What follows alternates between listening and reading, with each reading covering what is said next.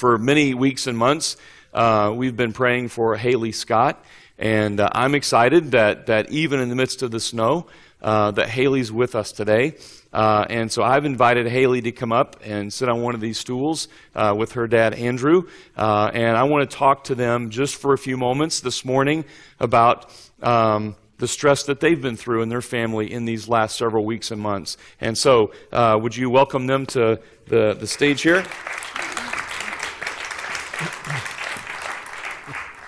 How are you this morning? I'm good. Well, good. It's great to see you. It's great to see you. It really is. It really is.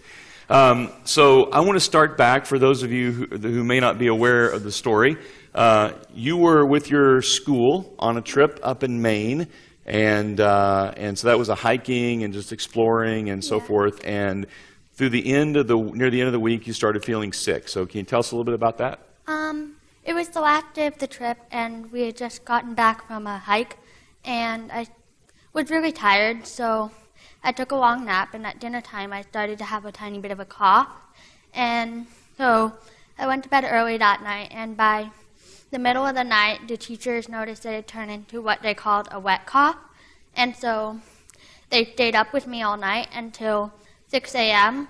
They noticed that my lips had turned blue, and I couldn't breathe, so just due to the fact that the government had shut down that day, then it took 3 hours to get a helicopter in to take me to the hospital. So the intern had to do mouth-to-mouth for 3 hours, and it was pretty scary. So in the middle of the night, they noticed near morning that your lips are turning blue, and they can't get the helicopter there fast enough. And so one of your a student teacher intern, is giving you mouth-to-mouth? Yeah. Wow. Was he cute? I don't know. Okay, never mind. So let me just ask this. That had to be incredibly frightening, really scary. Yeah. It was really scary because I could hear that they were thinking about having the intern hike me out, and we're a long way away from home, and I didn't really understand what was going on. So, and I just knew that I couldn't breathe, and I really didn't feel comfortable. And so could you felt even the difficulty, the pressure breathing? I could feel it, yeah. Yeah. And so so you're there, and he's doing mouth-to-mouth, but you're hearing and aware of they're talking about helicopters and all this stuff, and that, I mean, that would be frightening for me if it were me as an adult. And you're 13, 14? And so that had to be really, really scary. So the helicopter eventually comes, and your classmates and teachers had to clear off a big area, right, for the helicopter to even land where you were? Yeah.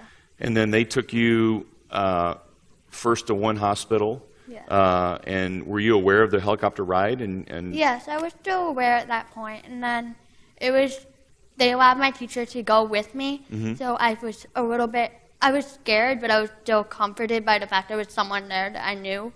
And then at the first hospital, they couldn't help me because I was too sick for them, so they had to take me to a second hospital. Okay.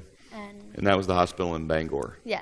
And you arrived there. You were all alone because your mom arrived. She was driving up from Nashua, but she got there 2-3 hours after you arrived in Bangor. And so was that, you're there in the hospital, and they're working on you and doing all they can?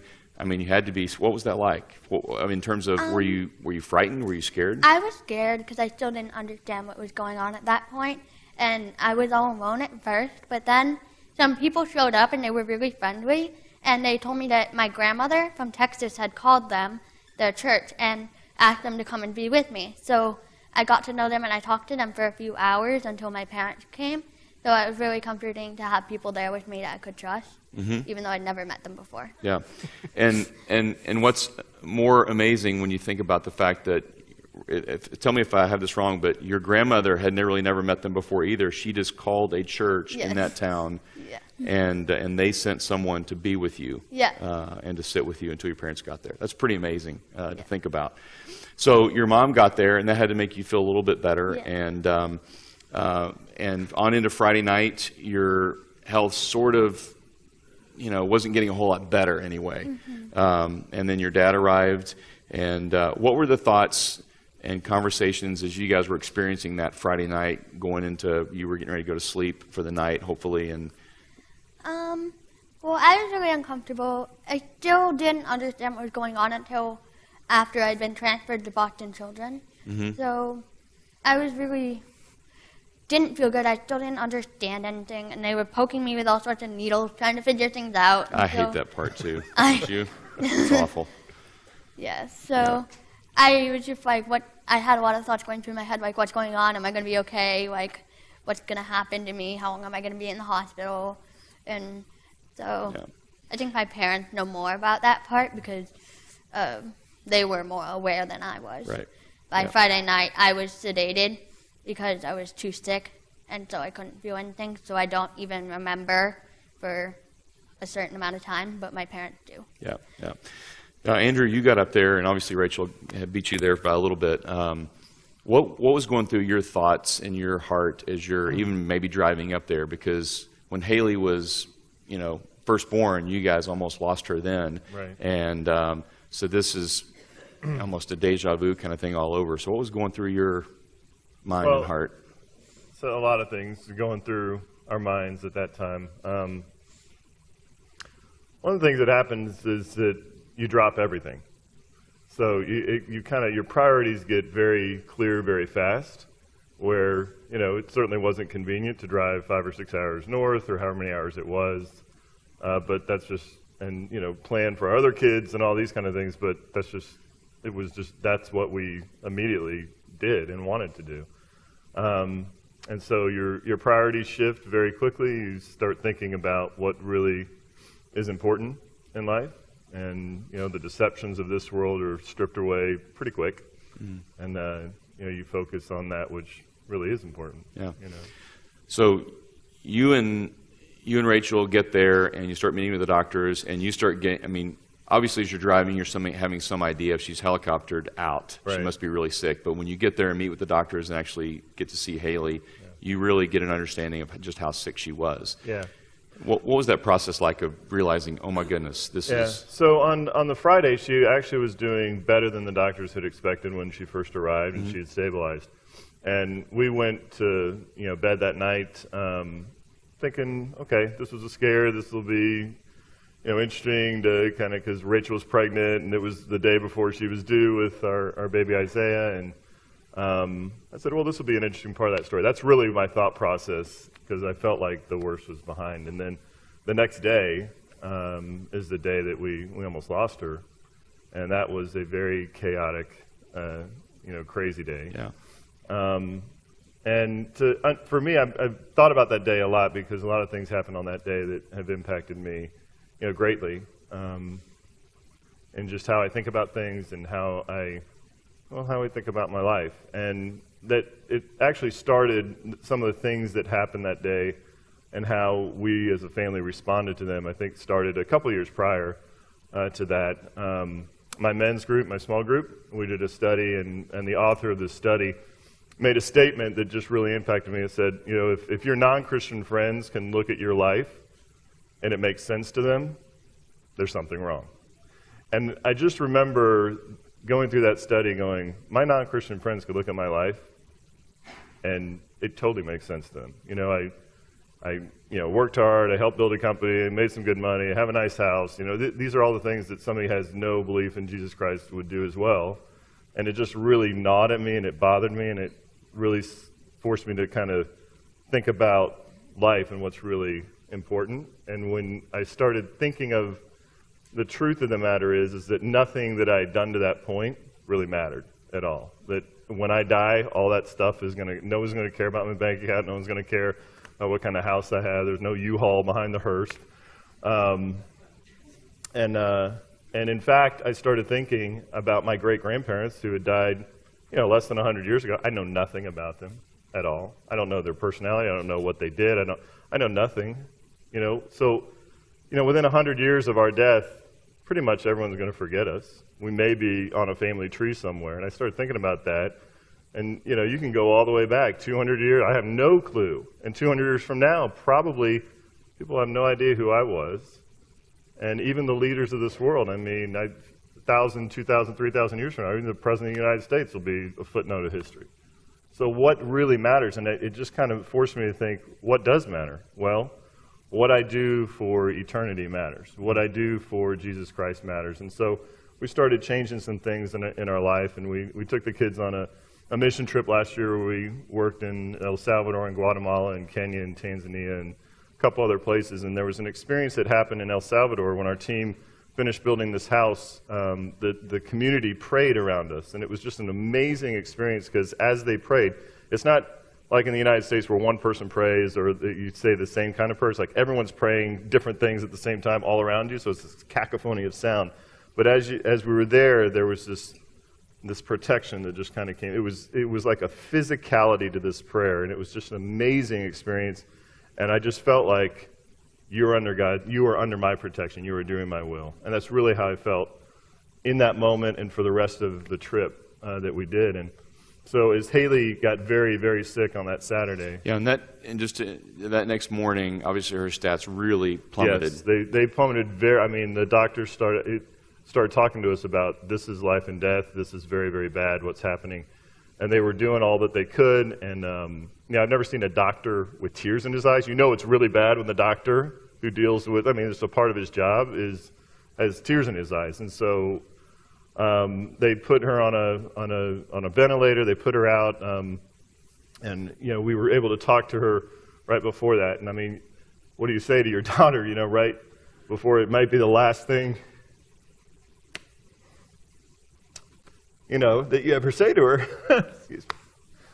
So it just really focuses you on that which is important. And so, Rachel and I both talked to her, and we said we loved her, and we gave her the I love you sign at the end of the bed, and then they put the drugs in her, and she was taken from us, and she just kept getting really, really bad. The stats were awful. All the doctors were shaking their heads. They're looking, it's looking really, really bad.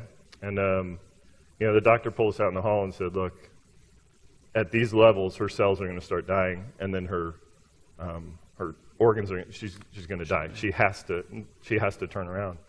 And so I just stood at the end of the bed. Rachel couldn't be in the room because they were using nitric oxide. She was still pregnant. They didn't know if that could affect the unborn child. So I was just at the end of the bed, just rubbing her feet, and I was praying. Verses from Isaiah and from Psalms and Psalm 91, Psalm 23, Isaiah 53, and just prayed those over and over again. And as I was praying that, this is when the experience happened to me that I know it's going to change my life. It already has. But there was this peace that you were just talking about came over me in this complete, chaotic, crazy scene. Absolute peace came over me as I stood over my dying daughter. And what happened was that same kind of protection. I had my eyes closed and I was praying this prayer. I saw the exact same thing happen to Hayleigh, this protection, this web, the same thing that happened in El Salvador came over her, and I just relaxed. And I didn't know if she was going to be, I just knew she was under his protection. And I didn't know if that meant she was going to be alive on earth or alive in heaven. But there was a peace that came over me that you can't explain it in a worldly sense, because it's not that I wanted her to die. Obviously I wanted her to be here, but I knew that if she didn't end up here, that I was going to be okay, she was definitely going to be okay, and that we would figure out how to glorify his name one way or the other. Yeah. And I think that's important because soon after that, her stats did improve a little bit, enough to get her flown down to Boston. Mm-hmm. But even standing outside her room in Boston, and they were going to do the ECMO procedure, they weren't sure if that was even going to work, if she was even going to be able to survive the ECMO procedure. So it was still... That's a heart-lung bypass, yeah. And so you still didn't know, and yet if she was going to be here with you or with God in heaven, and yet there was a peace in the midst of that, even in that state of not knowing. Yeah, and Ron actually witnessed that. Ron and Mark Green were at Boston Children's to greet us, which is another, just along the way, there was always, Hayleigh mentioned the people in Bangor that we didn't even know that were there to just kind of guide her and help her along, and there was always some. It's like God just kind of lined, we feel like God just kind of lined everything up. It was nice having you, and there were 5 of my friends that came down, From your small group. Yeah, from my small group in the middle of the night. It was, almost midnight by the time they got there, and they were driving 5 hours north. They thought, hey, our buddy may lose his daughter today. He's going to need his friends. And they were already north of Portland when they learned that we were on a helicopter coming down here, and so turned around and came down. And but that when I saw you, I told you that story. I mean, in the midst of all this, I told you that story of what had happened and how everything's going to be okay. I don't know what's going to happen physically, but I know everything's going to be okay. And I think the doctors, I think they thought I was in shock, honestly, because I was just, okay, I understand this, but I wasn't in shock. I had this experience that was just amazing.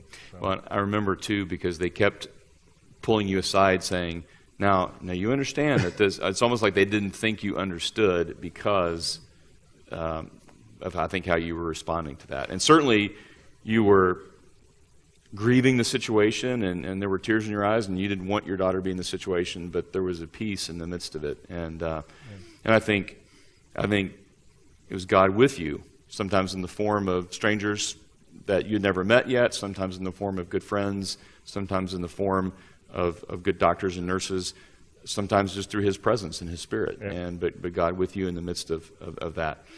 And I think it's important to point out that you guys didn't hit this experience and then just flip a switch and all of a sudden you have this close, dependent relationship on God. This has been building in your life for some time, and I think that the foundation that you've laid over the last several years has enabled you to experience God's peace in the midst of this. I think for both of you. I think that's an accurate statement. Yeah, I do. So, Hayleigh, you're back at school full-time now. Yeah. And you're working hard to catch up because you lost some time there with school, so you have a lot of work to do over Christmas break. Yeah. She is. Well, good for you. But, health-wise, you're not just, you still got some things you're working on, right, health-wise? Yeah. I'm still on oxygen just as much as I can during the day, and I still do PT because of some after effects of the ECMO, but I feel generally pretty good, which is really nice, but there's definitely still some after effects that I'm still working on that will get better over time. Yeah, okay, so we will continue to pray for you. Is there anything else you want to share just before we wrap up? Well, I just wanted to thank everyone for their prayers and support because it definitely helped while I was in the hospital and all the cards and everything. Well, thank you. So let's appreciate them for coming out on a snowy day.